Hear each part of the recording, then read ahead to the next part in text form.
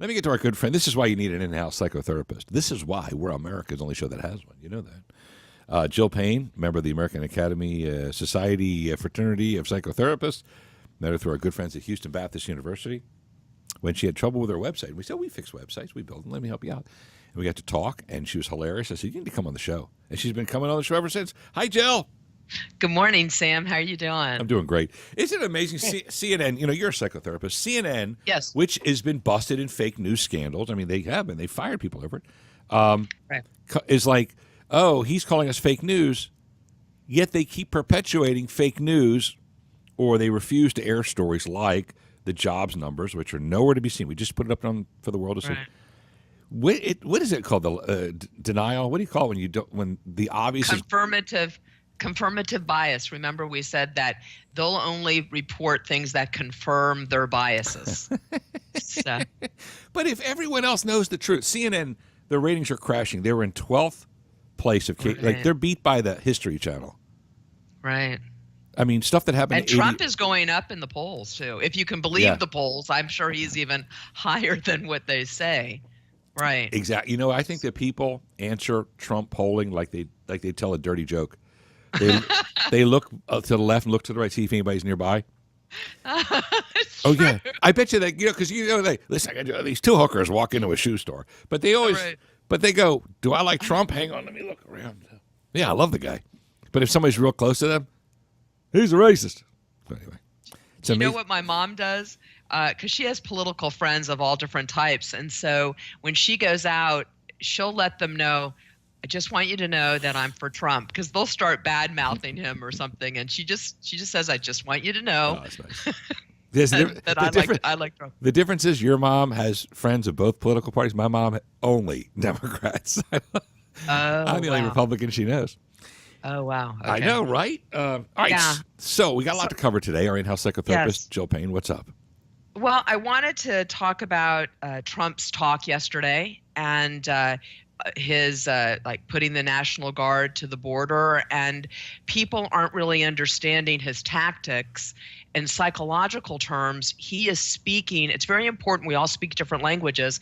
He is speaking the language of Putin and Kim Jong-un, and that is being powerful and physically and verbally powerful. So he is doing these actions to show the world where we stand, and we're not going to put up with a bunch of things that we used to put up with. Well, in other words, people need to pay for, like he's asking for money, and he really means what he says and does what he says. Well, Jill Payne, in-house psychotherapist, people are surprised, especially the little girly man at CNN. He's going to send the military to the border. Well, yes, he has an obligation as the president of the United States to protect the borders from enemies, both foreign and domestic. We don't know if Muslim terrorists are mixed. We don't know anything about these thousands of people who are going to break in, and he is leading. He's doing what real men have, as toxic masculinity. He's been doing what real men have been doing for centuries. Right, and I wish that CNN would explain that they're talking about people coming into our country as the way they portray it. The perception is that they are Americans. These are not Americans coming into the country. These are people that are from different countries, which is A-okay. It's just that when you have people come into your world, Sam, you want to screen them. That's all we do. We have fences around our yards. We have fences, emotional fences around us, because we need to protect our world. And the same thing goes for the United States. And if you let too many people come in that are not going to support you, then what happens to your world? Well, it changes, or it's disrupted, or it becomes negative. And but this is what I would say before we get to the break. I say when CNN gets rid of their security around their building, then we'll go open borders. You cannot walk into the CNN newsroom. Of course not. You and I could be down in Midtown and go, hey, let's walk in. And just, no. So they have guards, security, armed, locks. They want ID. They want to know who's coming in. Well, what makes CNN more important than America? There you go. Damn and right. So that's right. Okay. All right, hang on. I want to continue our conversation. Tell me to go to the break. Jill Payne, our in-house psychotherapist. Bet you never heard anybody say, damn right. It's been a while since I've used that. All right, let me get to the break. We'll continue. Anyway, there's something refreshing about being honest, right? There's something overall refreshing when you, was it Ann Landers who said, when you tell the truth, you don't have to remember what you said? That's true. And there's just something just good, about that. It's just the problem is that all humans lie. So they've done studies. Usually we do it in a positive way. If your wife comes to you and asks you a question, you want to say something. we're past that. Does this make my feet? Does this make my butt? Does this make my, I'm like, I just dig you, honey. Whatever makes you happy. I always say, I like all the clothes off. I'm like, that's the best. That's the best comment. I'm always like, you look better with nothing on, if you ask me. But anyway. Right. All right. Exactly. So I know you're focusing on frontal lobe issues and the youth today and all these problems. Walk us through what's going on.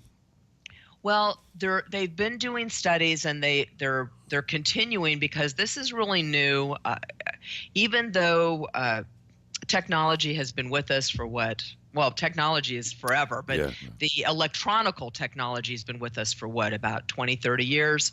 And so that is considered new. So they're finding out that it's having positive it's affecting us in positive ways. It's also affecting us in negative ways. So if you are using technology too young when the mind is still developing, it's causing frontal lobe dysfunction. And so when that happens, you can have impulsive problems like attention deficit disorder.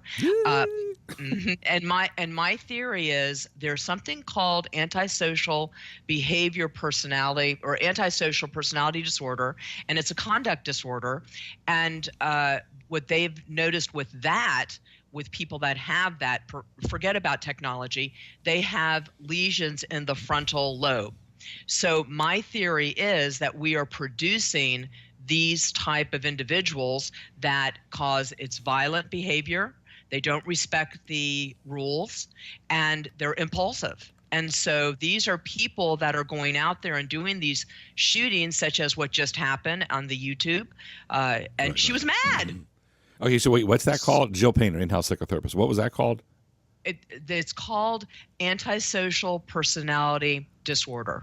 Antisocial personality disorder. Right. And my belief is, and I would like to do more research on that. I told you I want to work with Dr. Wilson. I hope he hears me on the radio at HBU on this so that we can. But it goes back to if you have little kids, we talked about this before, and you want to go out to dinner and they're fidgety and you go, instead of being a parent who's involved, I'm going to give them a cell phone with Dora the Explorer video, and they can barely hold a phone with their little hands. You see those little 1-year-olds, 2-year-olds. Well, no wonder, because you're not telling them no, they can't have milk, and they're not learning how to take no for an answer, and they're not learning how to reason or even negotiate.